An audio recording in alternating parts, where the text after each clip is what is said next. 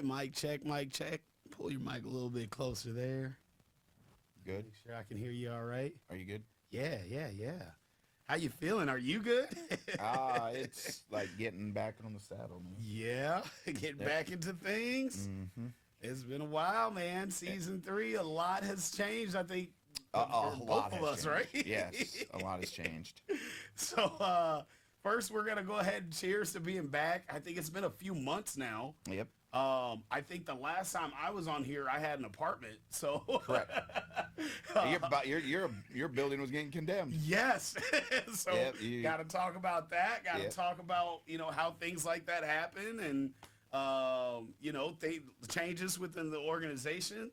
New site should be up. Mm-hmm. BurringtonRE.com. Yeah. So first, let's cheers. We got Cheers. some number 9. Yep, we're going Reserve 9. It's Slipknot's sold at Cedar Ridge local brewery. So yeah. Cheers. There we go. All right. I'm not shooting this whole thing. Mm-mm. Yeah, it's a little warm. I gotta get some ice next time. And it's 100 degrees outside right now. Oh yeah, Yep. it is hot. Summer is summering. How is today's market? Oh shoot, Tone! I'll tell you, nothing since our last podcast has really changed on the market Really? ways. Rates were supposed to go down 3 times this year. Nothing's gone on with the rates. They fluctuated for about 25 days. Gave a little false hope to people, and injected the market. We got busy as shit, and then rates went right back up. So it was supposed to drop 3 times this year. They just announced last week that there's going to be one more cut. So there's going to be, probably I would say we'll see a 0.25% rate reduction by the end of the year would be my guess. So we're still sitting at 7 and 8% rates, which is insane. Inventory is still, they thought slowing the market down with inflation when right now it would rebuild the inventory. Yeah. We're still, 950 properties on the market, and that's it. And they're pre-COVID, it was 2,200 every day. Yeah, I was gonna say, Yep, 18 to let's get some 2,200. pre-COVID numbers. What Yeah. was the interest rates pre-COVID? So I don't even wanna talk I'm not getting political on this, but Okay. Trump ended at 3%. Biden's gonna end at 8.5%. Oh man. And there was times during that whole era that it was bouncing between 2.25 on a rate to 3.25. So that whole basically pre-Biden area, which was COVID, it was 2.25 to 3% was a really good mortgage rate. Yeah. It makes it seem like we'll never see that again. Yeah. Because banks were buying money at no cost, so they could lend it at whatever the heck they needed to lend it at. So yeah, they're gonna hit the number no matter what, and now Yep. their hands are kind of tied. So so we always talk like rates and percentages. What is this on like a $250,000 house? What changes in the numbers due to the interest rate? Oh Lord. So your rate can be bought, so you can put more money down, buy the rate down. Okay. So your standard rate is your standard rate. So whatever's going on there. So what's going to fluctuate your rate when you're purchasing a house is going to be the term you use. So a 15-year rate is a lot better. So like you can get a 15-year rate at like 5 3/4 right now. Okay. A 30-year rate is based off is anywhere from 7 1/4 to 8. Yeah. So the lower the risk the bank has, the better rate you're going to get. So the more down payment, the shorter the term, your rate's going to be lower. Okay.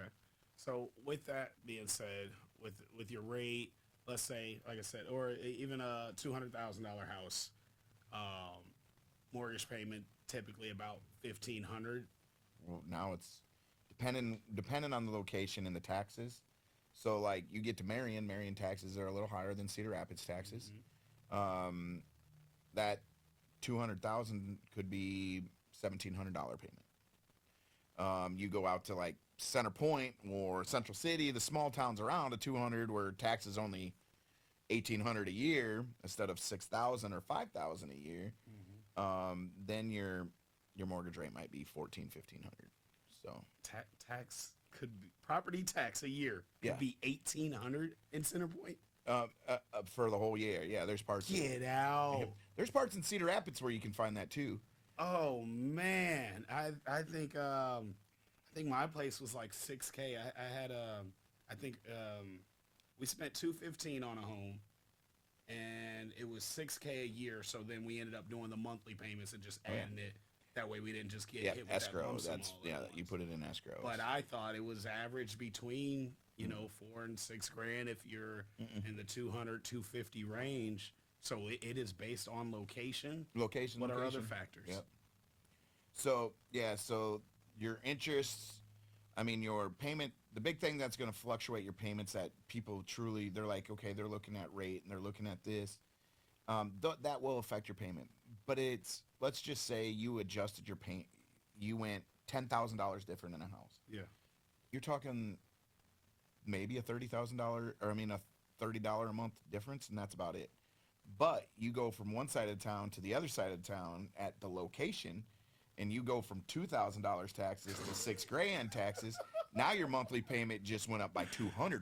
Oh man. And another thing is your property, your insurances, your homeowner's insurance. Always be shopping your homeowner's insurance for the best rates. Yeah. Because right now there's a lot of companies, and this is different from when we first started, that don't even want to offer homeowners insurance anymore. But is that due to like random derechos? Exactly. A lot of natural stuff. Yeah. That is just Mother like, hey, Nature. God, floods. Yeah.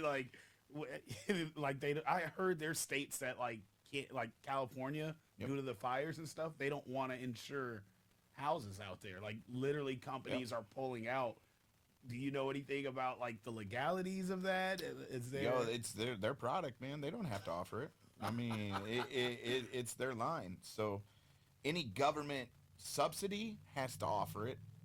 So like if you're backed by the government and they're offering some type of insurances out there, that's about it. But if you're just State Farm, they can do just like, we'll offer it, but our premiums are gonna be ridiculous. Yeah. And so shopping it is always good because what the last 2 years in homeowners insurance is completely different than what it was 2 years ago. And even before derecho, but they didn't see the fallout of the derecho. It took them about 2 to 3 years to see what the actual costs and expenses are going to be because you didn't know what was still being fought and what was coming through. So a lot of the derecho stuff that people were fighting legally, now they're starting to see, and now they're just like, hey, we're not, no. And yeah, these smaller insurance companies around here, if they offer it, your premiums are stupid, but yeah. Yeah, so, man, the real estate world, it's changing. So the biggest thing that you're going to start hearing in the real estate world is the National Association of Realtors been fighting for about a year, and it just came to a conclusion that on how commissions are paid now. So it used to be buyer seller double bang, like your shirt double banging. Check it out.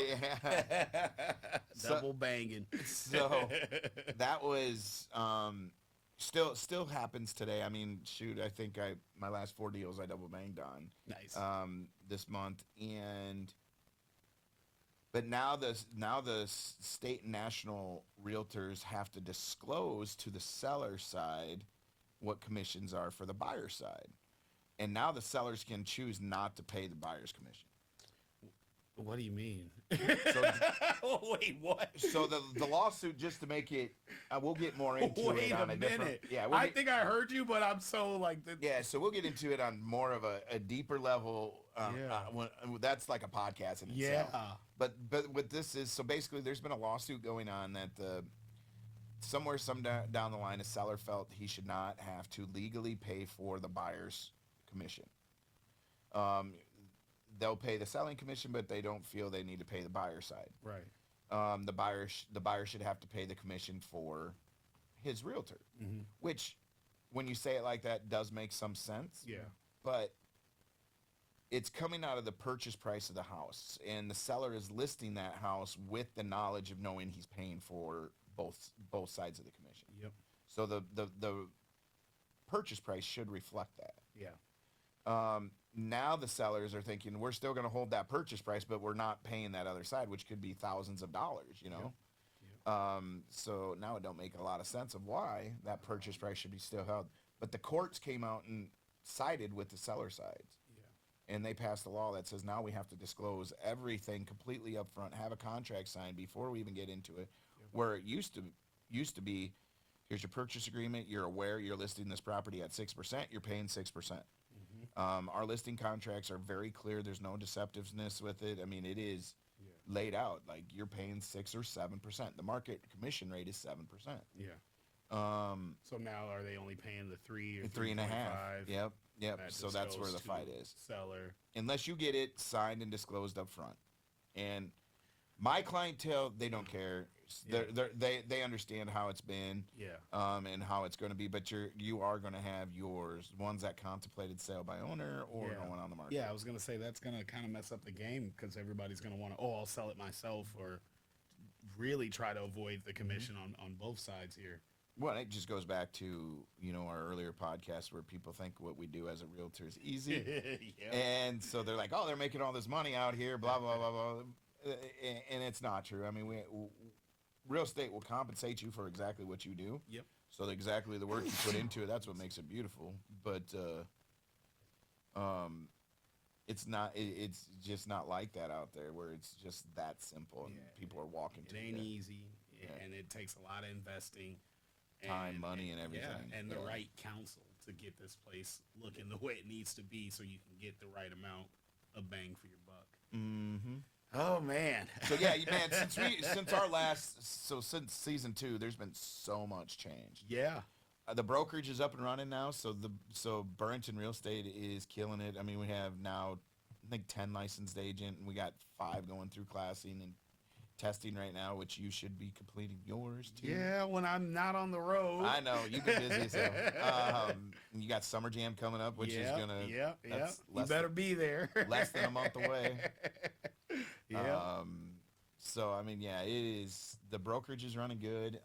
AMT is still filling properties and still managing properties. We still 500 to 600 properties depending on the month, and but I'm telling you, man, we're in the craziest market I've ever seen when it comes to just volatility. Yeah. Like it is now. The relationships you had last year, the relationships you had the years before, they gone. Yeah. Like you are constantly monitoring and babying your everything since inflation has gone crazy. Yeah. And you can see it in people's pockets that it's gotten tightened up.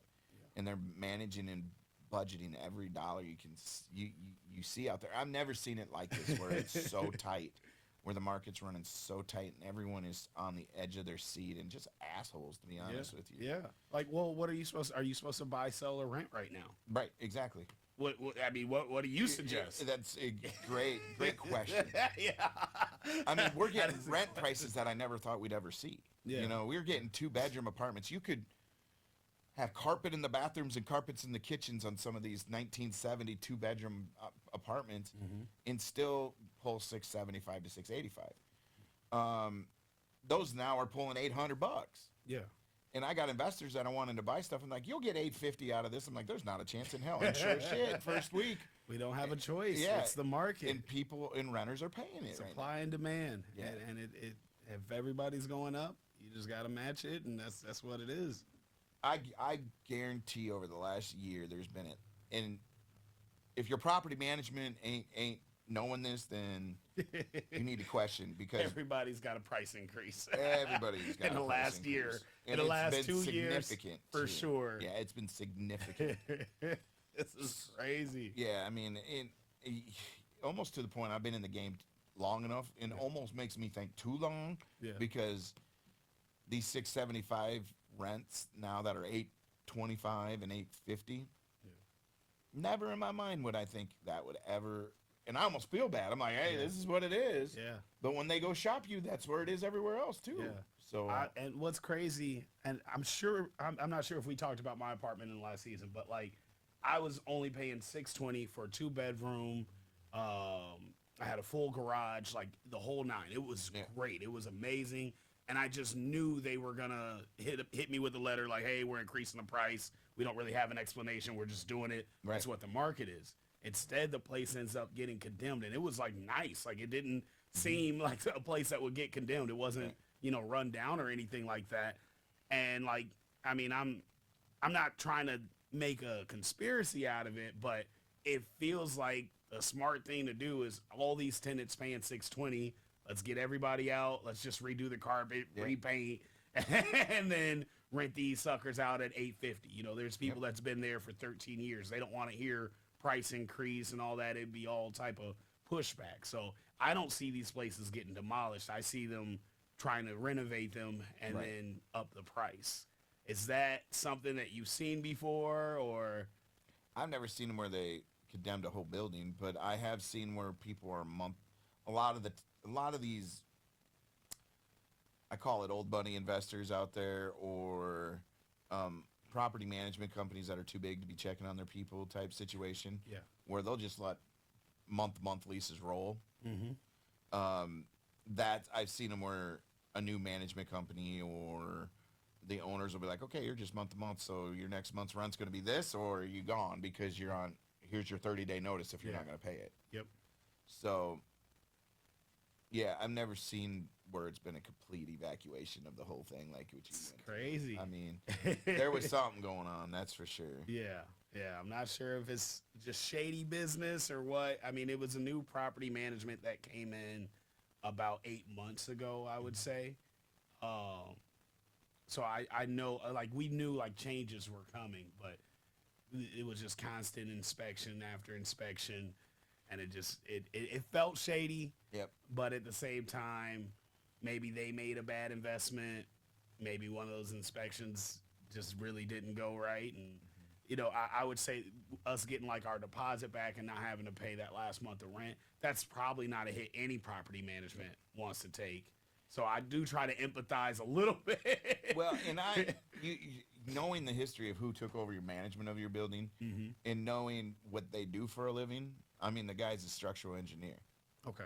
That took it over, and then you're going to get condemned for structural issues. Mm-hmm. You probably did your research. You knew what was going on. That if you were going to evacuate this whole thing, I mean, we're not naming names or who it is that was managing it, but you just go look up the history of the owner. I mean, the owner, he is an engineer, so he knew exactly what he was getting into when he bought it. And when they took it over. So for it to be a structural situation where they're condemning this building, right? Someone was in cahoots somewhere. Exactly. Yeah. So for me, that situation's been kind of like a bittersweet thing for me. Like now, not only am I forced to push my music more, I'm traveling more. I'm not really tied down to Iowa, so I've DJ'd or performed in the last 6 months in almost 12 different states now. So I'm just kind of on this life tour that has been crazy. It's been fun. It's an adventure. But at the end of the day, like I'm ready for whatever challenges, life throws at you. They're never expected. They're never when I want them to happen. But I think it's how we bounce back from those. I think it's how we step up, how we pivot. And I think guys like us, we get stronger when our backs are against the wall. Yeah. When we're backed into a corner, then we get to show you what we're actually capable of. It's once you get comfortable, that's when you slow down. That's when you try to just kind of mentor and help other people. But when we're hungry, you see a whole new animal. Well, and that's I can't wait to get through this summer just for personal reasons to just blow up. Yeah. Because I can't wait to start grinding again. Yeah. Right now I'm training all these new realtors and new investors that are getting into the field, training them on how to do shit properly and make sure that all ducks in a row. And then starting the brokerage was a great thing. Yeah. But, with that, you got people that are like, hey, I want to do it like you did it. And I'm like, well, you don't know what that takes. Yeah. You know what I mean? You got 20 years to spare? Yeah, facts. And, and I got relationships to manage. I got my personal relationships and my kiddos and whatnot, but the phone rings, it don't quit. So. Exactly. And it's now not so much my buyers and sellers that are on my tail. Now it's my investors I'm training. And my realtors I'm training. So now it's like, okay, what about this? What about this? What about this? Which so be it. Let's train them the right way the first time. And Yeah. but I can't wait till they're set and I Yeah. can start going back and exploding out Yep, there. So yep. Teach them how to double bang. yeah, for sure. Man, what's going on around your studio right now is a prime example of, we've talked about different things in real estate, and it is crazy how the eminent domain and the condemnation and all the stuff that's going on around you right now, where the city's coming in and taking plots of this ground. You got a school that's going to go for sale right behind you. Yep. And everything we've talked about, we've seen like actually happen in real time. Crazy. Unexpected is what's crazy, but like I actually grasped it thanks to this podcast, thanks to our conversations before they even happen. Well, and the value of this land right now is going to go through the roof. Yeah, So, absolutely. need to get this thing bought. Yeah. Need a list for sale. So it's sell time? It's on your end, it's buy time. But if you're a seller right now, this month is the worst month to sell a house during the whole year. Okay. Good People just got out of school. it's hot. Vacations are starting. Nobody want to move. Yeah. People are on vacation. End of July, it'll pick back up. August will get crazy. People want to get moved in before school starts. Okay. And then we'll wait for our next cold front to come through. So late September, early October, we're hoping for like 35-degree weather, just like for 3 days. Because people are like, oh, snow's in the forecast in the future. We better make that move before snow falls. Yeah. So we'll get real busy again then. But, it being in this 14, 15 years, we don't slow down. So we just get busier. That's all. All right. Well, you said end of summer we're going to see that Hungry Lucas. Oh, yeah. Yeah, I would say August, September. Okay. September for sure. Show them how it's done. Lead by example. Oh, get back to where we were. Yeah, for sure. All right. Can't wait. The season's going to be excited. Yes, sir. Cheers to that. Cheers to that. Double banging.